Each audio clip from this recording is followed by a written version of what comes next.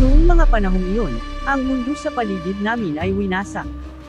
Ang mga kasama naming nakipaglaban sa aming bayani, ang mga kabalyero na riskado ang buhay para ipagtanggol ang kontinente, 10 dakilang kabalyero na gumugol ng lahat ng kanilang mana at lakas.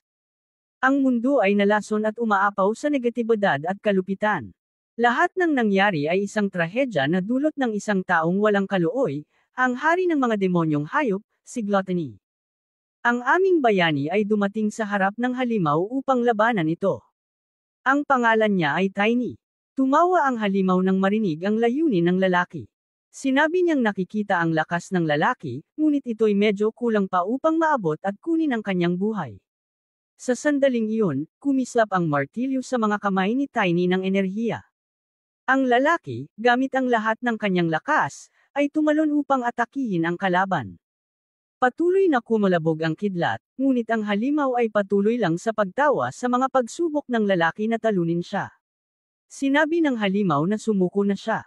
Ang batang lalaki, sa matinding galit, ay sumigaw sa halimaw na patahimikin ang bibig nito, at sa parehong sandali, pinatama niya ang martilyo sa lupa sa paanan ng halimaw, na nagdulot ng pagsabog ng meteor.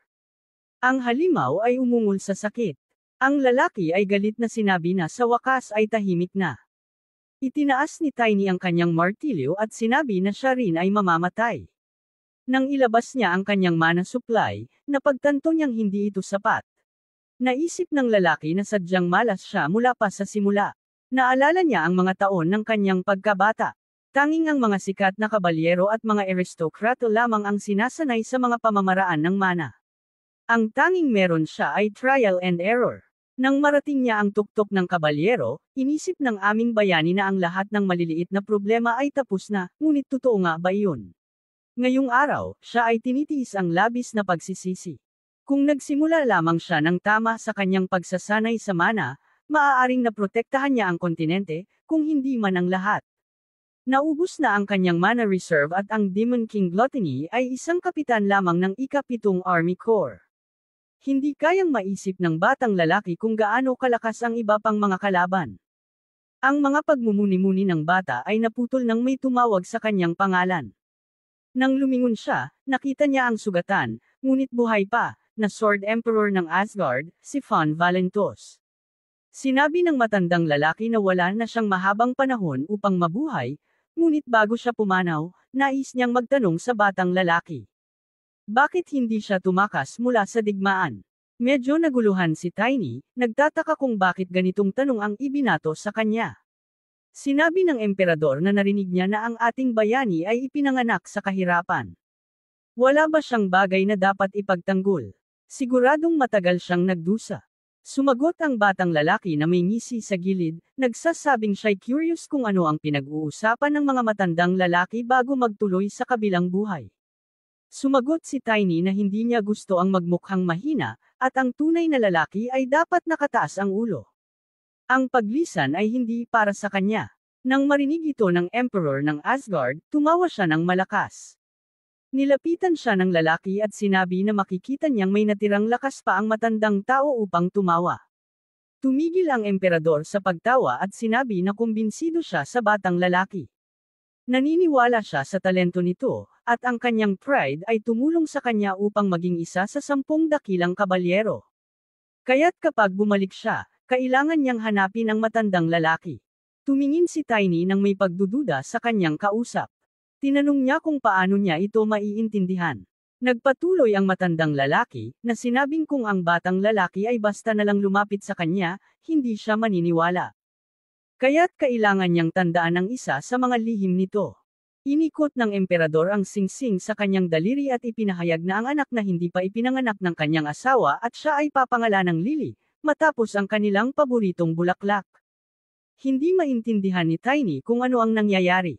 Isang hindi kilalang enerhiya ang dumapo sa kanya, at siya'y pumikit, na para bang hindi na magbabalik.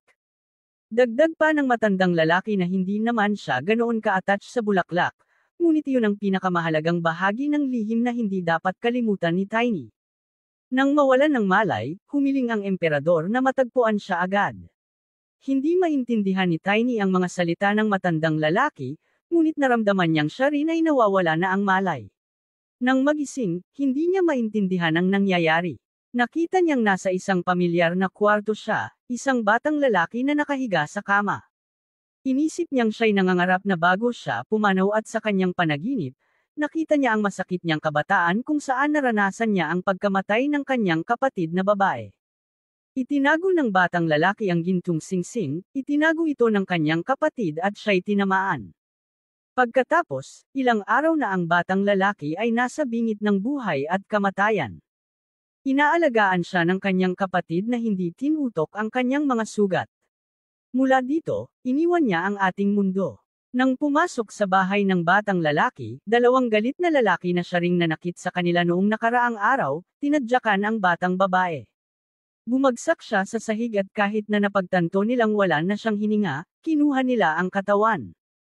Ang mga barbarong ito ay nag-uusap kung paano kikita mula sa isang patay na batang babae. Nagtatalakay sila ng mga hindi maipaliwanag na mga opsyon. Ang batang lalaki ay nakahiga at nagsasuffer sa pag-iisip na kahit sa kanyang mga pangarap, hindi niya kayang protektahan ang kanyang kapatid. Pinilit niyang gawing mag-alaw ang kanyang pagod na katawan at saka ito nangyari, isang hindi kilalang enerhiya ang pumuno sa kanyang katawan. Nakaya niyang tumayo at sumigaw ng, "Tama na." Tinulak niya ang mga lalaking umaabuso sa kanyang kapatid. Akala ng mga lalaki, ang pagkamatay ng kapatid ng batang lalaki ang nagdulot sa kanya ng pagkalito. Nilapitan nila siya ng mga sipa at suntok at inutusan siyang umalis. Nagpumiglas ang batang lalaki upang takpan ang katawan ng kanyang kapatid na babae. Ang mga lalaki ay lumingon at umalis. Si Tiny ay nakahiga roon, umiiyak. Pagkalipas ng ilang sandali, naisip niyang may nangyayari, isang panaginip na kanyang tinatanim sa buong buhay niya, ngunit biglang nagbago ang wakas.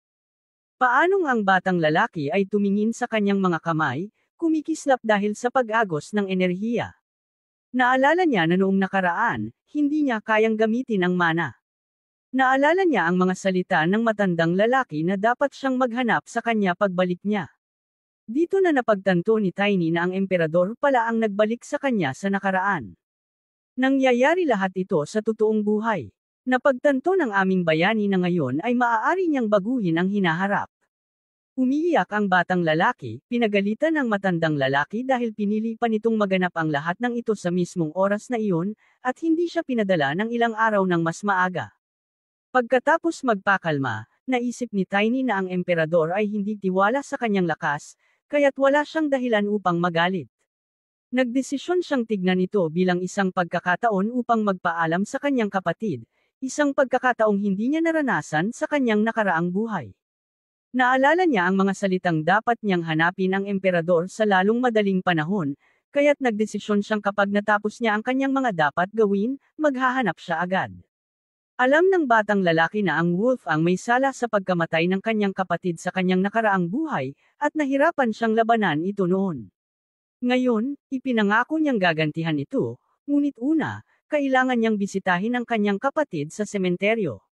Ang batang babae na si Arena ay hindi kamag-anak ng batang lalaki, pareho lang silang may itim na buhok, isang bihirang bagay sa kanilang kontinente at sa kanilang mundo. Itim ang itinuturing na kulay ng malas kaya't ang batang lalaki ay tinatanggihan at binubuli ng marami. Nang makilala siya ni Arena, naalala niya ang kanyang yumaong kapatid na lalaki. Pinangalanan niya itong Tiny at inalagaan siya na parang sarili niyang kapatid. Umiyak ang batang lalaki sa panghihinayang dahil hindi niya matutumbasan ang lahat ng kabutihang ginawa ni Arena. Maayos na nagpapalam ang batang lalaki sa kanyang kapatid. Isang kaibigan ni Arena, si Emma, ay tinitigan ang batang lalaki ng may awa, iniisip niyang hindi siya ang kanyang sarili dahil sa pagkamatay ng kapatid. Naalala ni Emma ang araw na pinuntahan niya ang bahay ng batang lalaki at nakita itong nakaupo sa tabi ng katawan ng kanyang kaibigan habang kumakain. Namangha siya kung paanong nakakain pa ito ng maayos sa ganung oras ng kalungkutan. Ang mga sugat sa katawan ng batang babae ay misteryosong nawala pagkatapos kumain. Dinala ng batang lalaki ang kanyang kapatid at siya na mismo ang nag-alsa sa katawan nito. Nang subukang pigilan siya ni Emma, sinabi ng batang lalaki na ayos lang iyon. Tinanong ni Emma kung bakit siya lang nakikinig kay Arena at hindi siya binigyan ng pansin sa ganitong pagkakataon. Sa pagkagulat ni Emma, nagpasalamat si Tiny sa kanya sa pagkain at nangako siyang babayaran ang tulong na ibinigay ni Emma. Siya mismo ang nagayos ng libing ni Irina.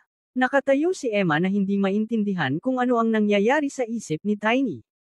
Samantalang si Tiny ay nag-iisip na ito na lang ang paraan para mapanindigan ang kabutihan ni Irina. Iniisip niyang wala siyang dapat ikahiya at itinaas ang kanyang tingin sa langit. Naalala niya kung paano palaging tinuturuan siya ng kanyang ngumingiting kapatid na laging itaas ang ulo, huwag maging nahihiya, at laging magtingin sa hinaharap. Hinding-hindi titigil si Irina sa pagsasabi ng mga salitang iyon. Pinulikat ang kamao ni Tiny, itinaas ang ulo at tahimik na nagdasal sa langit, humihiling na sana ay gabayan siya ng kanyang kapatid. Nangako siya noon na wala siyang magiging pagsisisi sa buhay na ito. Isang buwan ang lumipas, naglalakad si Tiny patungo sa bahay sa gilid ng bangin, puno ng lakas at tiwala sa sarili upang magpatuloy. Sa daan, nakatagpo siya ng dalawang lalaki na nag-uusap na parating na ang taga-kolekta ng buwis sa kanilang bahay. Ang batang lalaki ay mahigpit na tinanong ang mga lalaki kung naruroon si Wolf sa unang pwesto, at isa sa mga lalaking nagtatangkang saktan ang bata ay papalapit sa kanya at nagtanong. Paano mo nagawang banggitin ang pangalang iyon ng malakas? Ang batang lalaki ay iniwasan ang atake ng kanyang pagsalakay at nabali ang braso nito. Ngumiti ang batang lalaki sa mga salitang hindi niya dapat banggitin ang pangalan habang ang isa sa mga gwardya ay nakahandusay sa lupa at nagrereklamo ng sakit sa kanyang braso. Lumingon ang batang lalaki at nilapitan ang pangalawa. Ang pangalawang gwardya ay tinitigan siya ng may takot, nagtatanong kung bakit siya kumikilos ng ganoon. Nasa kalasinggan siya at iniisip na isang bata lang, itapon na siya at tapos na. Sinubukan ng lalaki na buhatin ang bata sa kanyang dibdib, ngunit may mali. Ang maliit na bata ay parang bakal sa bigat. Ngumiti si Tiny at sinabi sa gwardya na mas mabigat siya kaysa sa hitsura niya, puno siya ng lakas, at pinayuhan ang kalaban na huwag magpakapagod dahil wala ring saysay. Sinipa ng bata ang lalaki at lumipad ito ng ilang metro. Napagtanto ng batang lalaki na ayos lang siya ngayon, ang kanyang mana ay nasa tamang pwesto na, sa nakaraang buhay niya ay nasa maling posisyon, kaya nagkakaroon ng kaguluhan. Ang sikreto ng lihim na teknik na naimbento ni Tiny ay ang paggamit ng dalawang katawan upang paramihin ang kanyang lakas sa pamamagitan ng perpektong pag-aayos ng katawan ng mana at ng sarili. Magandang epekto ng teknik na ito, ngunit kailangan mong kumain ng mabuti upang manatiling malakas. Tinulungan ni Emma ang batang lalaki at namangha ang poor girl nang ubusin ito ang 10 araw na pagkain niya. Nilapitan ng batang lalaki ang kalaban at sinabi na sa paggawa ng mana, ngayon ay naintindihan na niya kung bakit hindi naging maganda ang resulta sa nakaraang buhay niya. Ang kaaway na hindi maintindihan ang sinasabi ay nagtangkang tumakas mula sa batang lalaki. Patuloy na iniisip ng batang lalaki na mas madali para sa mga mahihinang, bagong gumising naman na nakunin ang tamang posisyon sa isang sugatang katawan. Hinawakan ni Tiny ang kalaban sa binti, at ang natatakot na lalaki ay sumigaw, nagtatanong kung ano ang pinag-uusapan ng bata. Inikot ng bata ang lalaki sa hangin at sinabi niyang nagpapasalamat siya dahil tinalo siya ng husto. Nang bitawan ng bata ang kalaban, pumutok ito sa pader at dumiretso sa pinto ng bahay. Sa mga sandaling iyon, nagulat ang mga tao sa loob ng kwarto dahil sa pagsabog na tumama sa pinto. Sinabi ng isa sa mga lalaki na tila may hindi inaasahang bisita sa pintuan. Lumitaw ang anino ng isang batang lalaki mula sa ulap ng alikabok. Nakilala siya ng mga naruroon bilang isang maliit na pulubi. Nagulat sila na siya lang ang dumating. Tinanong ng mga matatandang lalaki ang bata kung ano ang layunin niya sa pagpunta dito ng walang armas. Tinanong ni Tiny kung anong nagpapaisip sa kanila na wala siyang baril, at hinawakan ng malaking lalaki na responsable sa pagkamatay ng kanyang kapatid sa binti. Tinutok ang takot na bandido, sinabi ng bata na, ito na, at hinayla ang binti. Sinimulan ni Tiny ang pag-ikot gamit ang matinding lakas ng isang matanda, para siyang meteor na tinatangay lahat ng nasa daraanan. Pagkatapos, itinatapon ng bata ang lalaki patungo sa ikalawang may sala sa pagkamatay ng kanyang kapatid. Naging tahimik ang unang palapag ng bahay. Sinabi ni Tiny na tapos na ang mga pawn, at nang tumungala siya, nakita niyang pinagmamasdan siya ng mga tao. Sinabi ng bata na ngayon, sila na lang ang mga Rander brothers. Ang mga lalaki ay may dalang mga espada, ngunit hindi nagpatinag ang ating bayani at iniutos nilang magtago sila. Nang makita ang liwanag na nagmumula sa bata, napansin ng isa sa mga kapatid na gumagamit siya ng mana. Nagsaya ang mga Rander dahil maaari nilang ibenta ang katawan ng isang taong may mana sa mataas na halaga. Tinignan ng bata ang binti ng bandido, na ginamit niya sa pakikipaglaban sa iba. Napansin niyang ito ay nasira na. Naisip niya kung paano siya pinagalitan ng kanyang guro noong panahon ng kanyang pagsasanay dahil sa paggamit ng mga tao imbes na mga armas. Sinabi ng matandang lalaki na mag-ensayo sa martial arts na lang. Habang ang mga Rander brothers ay malapit ng sumugod, nag-iisip si Tiny kung ipaglalaban ba niya ang isang marangal na laban. Nang sumugod ang mga kapatid, mabilis nilang iniswing ang kanilang mga espada, pero inanticipate ng bata ang kanilang mga galaw. Nang maguluhan ang mga kapatid, tinulungan ng bata ang kanyang kalaban gamit ang malupit na mga suntok. Nang wala ng hamarang, pumasok ang batang lalaki sa loob ng bahay. Si Wolf, ang leader ng mga mananakop, ay naruroon sa kwarto. Hindi ito lumingon upang tignan kung sino ang naruroon. Naalala ng batang lalaki na sa kanyang nakaraang buhay, labis siyang nagulat nang malaman niyang ang lobo na nangunguna sa isang buhay na labag sa batas sa isang liblib na lugar ay isang hayop na tao, hindi isang tao. Itinuturing ang kanilang lahi bilang isa sa pinakamalakas, at higit pa, siya ay isang pilak na lobo, isang espesyal na nilalang sa mga hayop na tao. Isa itong katangian na tanging mga direktang inapo ng imperial na pamilya ng mga lobo-tao lamang ang may ganito. Hindi kailanman naisip ni Tiny kung bakit ang isang sikat na nilalang ay nakatira sa isang lugar na katulad nito. Sa nakaraang buhay, halos wala siyang panahon upang sirain ito kaya walang oras para magtanong, ngunit ngayon ay nagpa siya ang ating bida na durugan siya at alamin kung ano ang nais niya.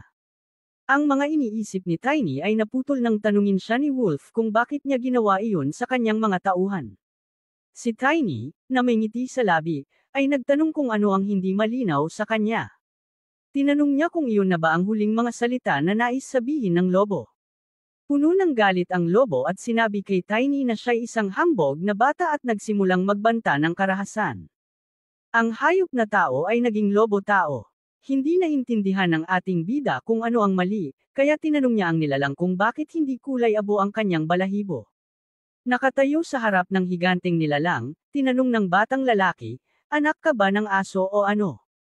Matapos niyang sabihin iyon, naging galit na galit ang mga hayop na tao. Ang nilalang ay dumaan patungo sa batang lalaki at muntik na siyang maabot ng mga pangil nito.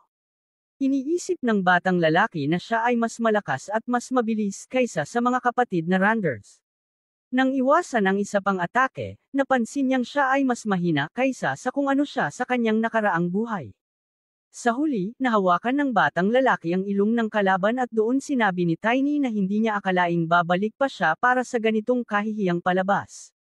"Man-made, sino ang nagturo sa kanya kung paano makisalamuha sa mga kasamahan ng kanilang lahi kapag sila'y napapaamo?" Lumundag ang lobo at ipinakita ng bata ang kanyang mahusay na liksi sa pag-iwas sa mga pangil nito. Matapos mapagod ang kalaban, sumugod ang bata at sinabi na ang isang magandang paghatol ang gamot sa rabies ng aso. Habang lumalaban sa kalaban, naalala ni Tiny ang mga salita ng isang kakilala na nagsabing kaya niyang trituhin ang mga ito ng mas magaan. Ang mga beastmen ay may mahusay na kakayahan sa pag-regenerate. Matapos mabangga ng hayop sa pader, may kaunting alabok na tumalsik at isang kumikislap na bagay ang lumitaw sa bitik. Dahil sa sobrang mga atake, ang beastman ay bumalik sa kanyang hamanong anyo at nawala ng malay. Nang magkamalay ang lobo, nandoon ang ating bayani sa tabi niya. Tinanong ng natatakot na kalahating hayop kung ano ang ginagawa ng bata roon at kung anong gusto nito. Iniunat ng bata ang mga braso at sinabi na hindi matatapos ito na may sugatang gulugod. Nanginginig ang lobo sa takot na matamaan muli. Inutusan ni Tiny na magmakaawa siya ng buong lakas para humingi ng tawad sa kapatid niya, sana ito ang makapagpakalma sa kanya. Ang galit na bata ay itinaas ang kamay at sinabi kung gaano niya nais na balutin ang leeg ng halimaw. Nagtapo ng kamay ang takot na lalaki at nagsimulang magdasal ng humihingi ng tawad kay Arena, na nagsasabing pasensya na. Tumingin ang bata sa kanyang taunang kalaban at sinabi na kahit gusto niyang dalhin ang mga labi nito sa libingan ng kanyang kapatid, ayaw naman siya nitong makatagpo sa kabilang buhay. Nagsimulang magtanong si Tiny sa lobo kung bakit ang mga beastman ay naninirahan sa mga ganitong lugar, at saka napansin ng bata ang isang pulang kumikislap na bato sa sahig. Yumuko siya at pinulot ito. Hindi niya pa nakikita ang ganitong uri ng bato sa kanyang nakaraang buhay. Hanggang dito na lang muna ang kwento, abangan ang kasunod. Please subscribe para mapanood mo ang kasunod. Maraming salamat.